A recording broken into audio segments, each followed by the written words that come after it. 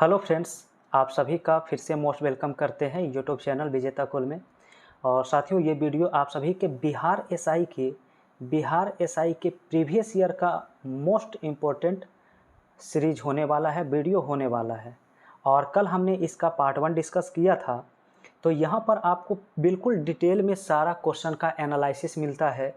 आप इतने क्वेश्चन को एक साथ एक जगह अगर रिवीजन कर लेते हैं, याद कर लेते हैं, तो 100% फ्रेंड्स आपके एग्जाम में क्वेश्चन बनेंगे 100%। ठीक है, तो फिर चलिए बिना देर किए हुए आज का वीडियो शुरुआत करते हैं। आज का देखिए, कल हमने पार्ट 1 में 1 से 10 तक क्वेश्चन को कंप्लीट किया था।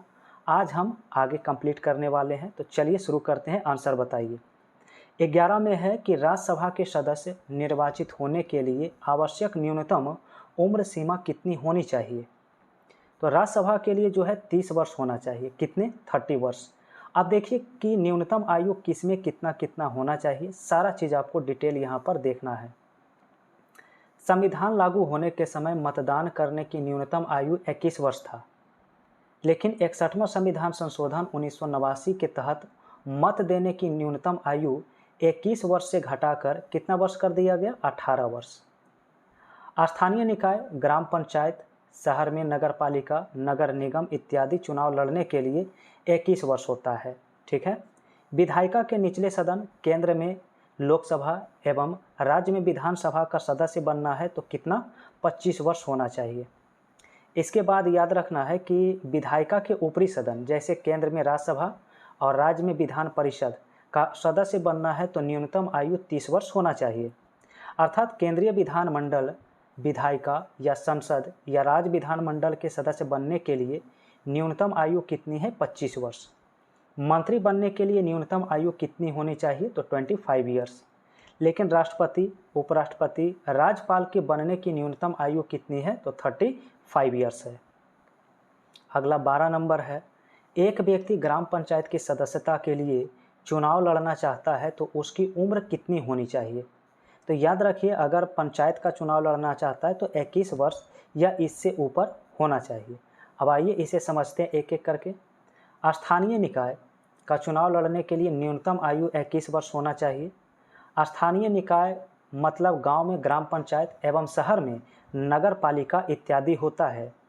73वां एवं 74वां संविधान संशोधन 1992-93 का संबंध स्थानीय निकाय को वैधानिक दर्जा देने से है। 73वां संविधान संशोधन के तहत ग्रामीण स्वशासन, ग्राम पंचायत, पंचायती राज को संवैधानिक दर्जा दिया गया। लेकिन वहीं 74वां संविधान संशोधन के तहत शहरी स्वशासन, नगर पालिका, नगर निगम इत्यादि को संवैधानिक दर्जा दिया गया। इसमें नोट में है कि पंचायती राज बहुत ही महत्वपूर्ण टॉपिक है, अतः इसे अच्छे से पढ़ें।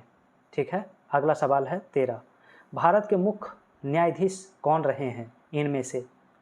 तो इनमें से सभी रहे हैं, यानी लाहोटी, एन सिंह और बालकृष्णन, ये सभी न्यायाधीश रह चुके हैं। अब यहाँ पर आपको याद रखना है, नोट में है ऐसे प्रश्न एग्जाम में आए और ना बने तो इसे छोड़कर आगे बढ़ जाना चाहिए। ठीक है। आरसी लोहाटी भारत के मुख्य न्यायाधीश के रूप में कार्यकाल 2004 से 5 था। जस्टिस एन सिंह के मुख्य न्यायाधीश 15 नवंबर 1991 से 12 दिसंबर 1991 तक रहे। जस्टिस के एन सिंह मुख्य न्यायाधीश के रूप में कार्यकाल सबसे छोटा रहा। और याद रखिए, के जी बालकृष्णन भारत के मुख्य न्यायाधीश के रूप में कार्यकाल 2007 से 10 तक था। के जी बालकृष्णन भारत के प्रथम दलित मुख्य न्यायाधीश थे, ये भी याद रखिए। अगर भारत का प्रथम मुख्य न्यायाधीश पूछा जाए तो याद रखिए हीरालाल जे कानिया। जस्टिस वाई चंद्रचूड़ 22 फरवरी 1978 से 11 जुलाई 1985 तक मुख्य न्यायाधीश रहे। जस्टिस वाई बी चंद्रचूड़ का भारत के मुख्य न्यायाधीश के रूप में कार्यकाल सबसे लंबा था। अब एक नोट है, उच्चतम न्यायालय एवं उच्च न्यायालय को साथ में जरूर पढ़ें। देश में सर्वप्रथम 1773 के रेगुलेटिंग एक्ट के तहत कोलकाता में, 1774 में सुप्रीम कोर्ट की स्थापना किया गया था। भारत में सर्वप्रथम उच्च न्यायालय की स्थापना 1862 में कोलकाता में स्थापित किया गया था। 1862 में बम्बई और मद्रास में उच्च न्यायालय की स्थापना किया गया था। उच्च न्यायालय के गठन की चर्चा भारतीय संविधान के भाग 6 में आर्टिकल 214 से 31 तक किया गया है। वहीं याद रखिए, संविधान में प्रत्येक राज्य में एक उच्च न्यायालय की गठन की चर्चा था, पर 7वां संविधान संशोधन 1956 के तहत 2 या 2 से अधिक राज्यों के लिए एक ही न्यायालय की स्थापना किया जा सकता है। एग्जाम्पल है, गोवा और महाराष्ट्र एक ही न्यायालय है, मुंबई उच्च न्यायालय, ठीक है। उच्च न्यायालय की संख्या घटाना या बढ़ाना संसद का कार्य है, जबकि इन उच्च न्यायालय के न्यायाधीश की संख्या घटाना या बढ़ाना राष्ट्रपति का कार्य होता है। नेक्स्ट है, किसी एक उच्च न्यायालय से दूसरे उच्च न्यायालय में न्यायाधीशों का स्थानांतरण राष्ट्रपति के द्वारा किया जाता है। हाईकोर्ट के न्यायाधीश का वेतन, भत्ता इत्यादि समय समय पर संसद के द्वारा निर्धारित किया जाता है। हाईकोर्ट के न्यायाधीश का वेतन राज्य के संचित निधि से मिलता है, जबकि पेंशन जो होता है भारत के संचित निधि से दिया जाता है। हाईकोर्ट के न्यायाधीश बनने के लिए न्यूनतम उम्र सीमा का उल्लेख नहीं है, जबकि अधिकतम उम्र सीमा 62 वर्ष से अधिक नहीं हो सकता है। तो फ्रेंड्स, अब शुरू होता है आपका नेक्स्ट सेट, प्रवर्तन अवर निरीक्षक दरोगा नियुक्ति परीक्षा 26/8/2012। तो आइए शुरू करते हैं 14 नंबर सवाल से। सवाल है, इंदिरा गांधी द्वारा राष्ट्रीय आपातकाल की घोषणा कब की गई थी? तो आंसर होता है 1975 ईस्वी में। अब आइए इसके बारे में पूरा एक्सप्लेनेशन देखते हैं, पूरा डिटेल। भारत में राष्ट्रीय आपातकाल इंदिरा गांधी सरकार ने 25 जून 1975 को घोषित किया था, जो 21 महीने तक चला था। भारतीय संविधान के आर्टिकल 352 में युद्ध, आक्रमण तथा सशस्त्र विद्रोह के आधार पर आपातकाल लगाए जाने का प्रावधान है। भारत में अब तक कुल 3 बार राष्ट्रीय आपातकाल लगाया गया है। 1962 में भारत चीन के युद्ध के समय, 1971 में भारत पाकिस्तान के युद्ध के समय। ये दोनों आपातकाल बाहरी आक्रमण के आधार पर लगाया गया था, जबकि याद रखना है 1975 में इंदिरा गांधी सरकार जो आपातकाल लगाया था वह आंतरिक अशांति के आधार पर लगाया गया था। वर्तमान में आंतरिक अशांति के आधार पर राष्ट्रीय आपातकाल नहीं लगाया जा सकता है। मोरारजी देसाई के नेतृत्व में जनता पार्टी की सरकार ने 44वां संविधान संशोधन 1978 किया एवं आंतरिक अशांति के स्थान पर सशस्त्र विद्रोह को राष्ट्रीय आपातकाल लगाए जाने का आधार बनाया। भारतीय संविधान में 3 तरह के आपातकाल की चर्चा है। चलिए देखते हैं तीनों आपातकाल कौन कौन सी है। तो पहला है राष्ट्रीय आपातकाल। इसकी चर्चा अनुच्छेद 352 में है। यह वर्तमान में युद्ध, बाहरी आक्रमण एवं अशांति के आधार पर लगाया जा सकता है। जबकि दूसरा है संवैधानिक आपातकाल। इसकी चर्चा 356 आर्टिकल में है। इसी आपातकाल को राष्ट्रपति शासन भी कहा जाता है। आइए किस आधार पर लगता है इसे जानते हैं।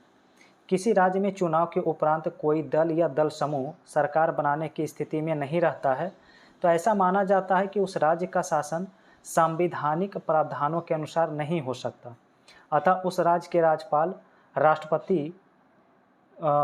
राष्ट्रपति शासन लगाने का अनुरोध करता है। इसका प्रयोग सबसे पहले 1951 में पंजाब में किया गया था पहली बार।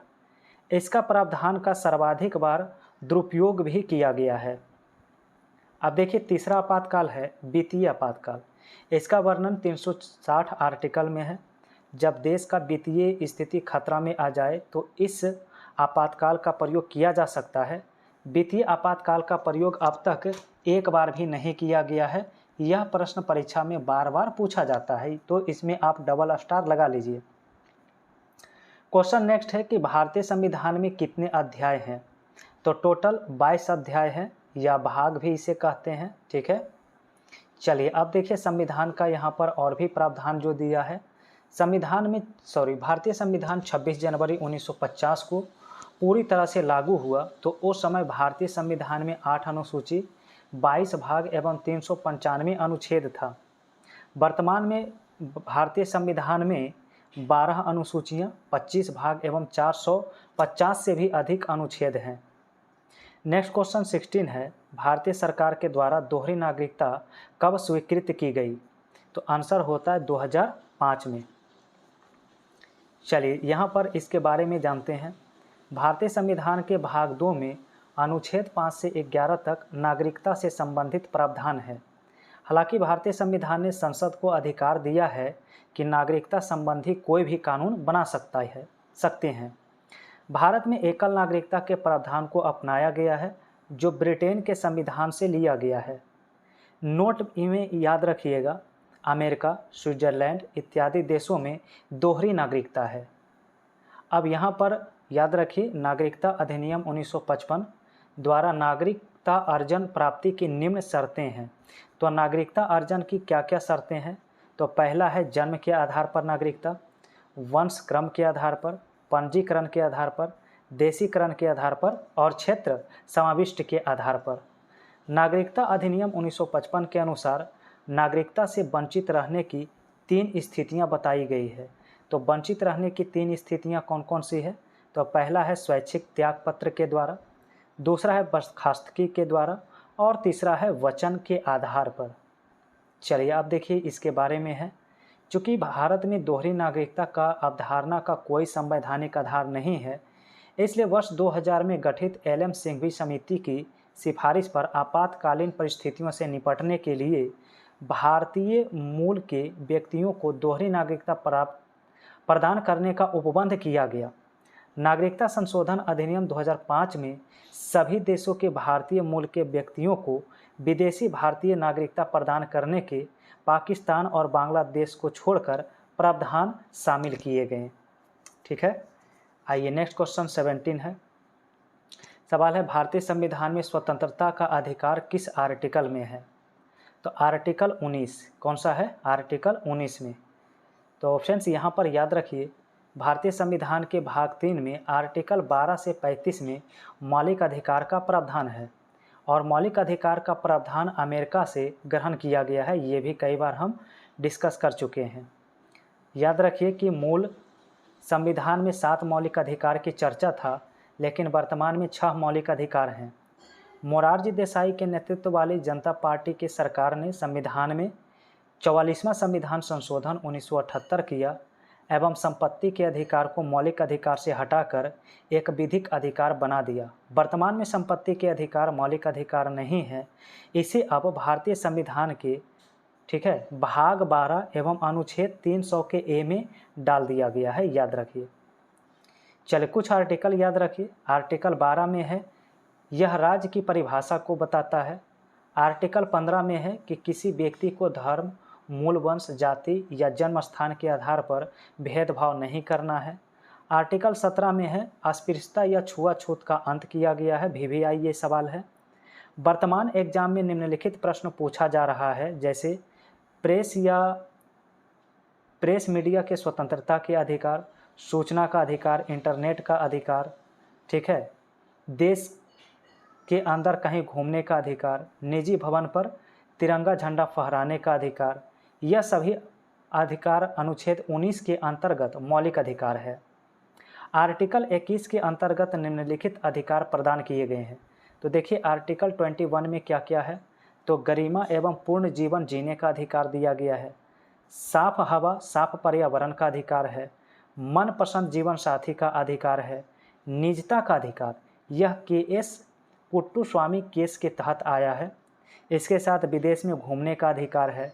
प्राथमिक शिक्षा का अधिकार अनुच्छेद 21 के ए, इसे 86वां संविधान संशोधन 2002 के तहत शामिल किया गया है। बहुत ही महत्वपूर्ण ये आपका आर्टिकल है 21। मतदान का अधिकार मौलिक अधिकार नहीं है और ना ही यह मौलिक कर्तव्य है, यह संवैधानिक अधिकार है। नोट में याद रखिएगा, मौलिक अधिकार के बारे में आगे चर्चा किया जाएगा। सवाल नेक्स्ट है, RTI कानून किस वर्ष प्रभावी हुआ? तो RTI कानून जो है 2005 में प्रभावी हुआ। यहाँ से आंसर ए होगा। सूचना का अधिकार कहते हैं, राइट टू इन्फॉर्मेशन कहते हैं। यह भारत के संसद का एक अधिनियम है जो नागरिकों को सूचना के अधिकार के संबंध में नियम और प्रक्रियाओं को निर्धारित करता है। RTI विधेयक भारत के संसद द्वारा 15 जून 2005 को पारित किया गया था और 12 अक्टूबर 2005 से ये प्रभावी हुआ। यह अधिनियम भारतीय संविधान की अभिव्यक्ति की स्वतंत्रता में मौलिक अधिकार को मजबूत करने के लिए बनाया गया। ठीक है, भारतीय संविधान के अनुच्छेद 19(1) के तहत इसे रखा गया है। सूचना का अधिकार वर्तमान में एक मौलिक अधिकार है। चलिए नेक्स्ट सवाल 19 है। क्वेश्चन है भारतीय संसद के संयुक्त अधिवेशन की अध्यक्षता कौन करता है? तो अध्यक्षता किया जाता है लोकसभा अध्यक्ष के द्वारा, स्पीकर के द्वारा। चलिए इसके बारे में याद रखिए। भारतीय संविधान के आर्टिकल 108 के अनुसार किसी विधेयक पर संसद के दोनों सदन, लोकसभा तथा राज्यसभा के मध्य गतिरोध की स्थिति में संविधान के द्वारा संयुक्त बैठक की व्यवस्था की गई। यह प्रावधान ऑस्ट्रेलिया से लिया गया है। संयुक्त बैठक राष्ट्रपति के द्वारा बुलाई जाती है, पर राष्ट्रपति इसका अध्यक्षता नहीं करते हैं। ठीक है, संयुक्त बैठक की अध्यक्षता लोकसभा अध्यक्ष करता है और उसकी अनुपस्थिति में लोकसभा उपाध्यक्ष करते हैं। यह लोकसभा के नियम प्रक्रिया के अनुसार संचालित होता है, अर्थात अधिवेशन में लोकसभा राज्यसभा से ज़्यादा शक्तिशाली होता है। यदि विधेयक बैठक में दोनों सदन के उपस्थित और मतदान करने वाले सदस्य के बहुमत से पारित कर दिया जाता है तो वह दोनों सदनों से पारित माना जाएगा। देखिए अभी तक जो है केवल 3 बार संयुक्त अधिवेशन बुलाया गया। कब कब बुलाया गया? तो पहला बुलाया गया था दहेज प्रतिबंध विधेयक पर 1961 में, दूसरा बुलाया गया बैंक सेवा आयोग विधेयक 1978 में, और तीसरा आतंकवाद निवारण विधेयक 2002 में। अगला सवाल 20 है। क्वेश्चन है भारत के किस राष्ट्रपति का काल दीर्घतम रहा है, यानी सबसे लंबा? तो आंसर होता है पहले राष्ट्रपति डॉक्टर राजेंद्र प्रसाद। तो याद रखिए राष्ट्रपति भारत में राज्य प्रमुख होता है, अर्थात वह देश का संवैधानिक प्रमुख होता है, जबकि देश का वास्तविक प्रधान जो होते हैं वो प्रधानमंत्री होते हैं। ठीक है, राष्ट्रपति को देश का प्रथम नागरिक कहा जाता है और यह देश का सर्वोच्च पद भी है। भारतीय संविधान के अनुच्छेद 52 में कहा गया है कि भारत का एक राष्ट्रपति होगा और अनुच्छेद 53 के अनुसार संघ की सभी कार्यकारी शक्तियां उसके द्वारा या तो सीधे या अपने अधीनस्थ अधिकारियों के माध्यम से निष्पादित की जाएगी। राष्ट्रपति का चुनाव संसद और राज्य के विधानसभा के चुने हुए प्रतिनिधि के द्वारा किया जाता है। राष्ट्रपति बनने के लिए न्यूनतम आयु 35 वर्ष होना चाहिए, जबकि कार्यकाल इनका 5 वर्ष का होता है, सभी को याद रखना है। भारत का पहला राष्ट्रपति डॉक्टर राजेंद्र प्रसाद थे। इन्होंने 2 बार राष्ट्रपति का पद ग्रहण किया, अर्थात सबसे लंबा कार्यकाल इन्हीं का रहा है। एस राधाकृष्णन भारत के दूसरे राष्ट्रपति थे एवं भारत के प्रथम उपराष्ट्रपति भी थे।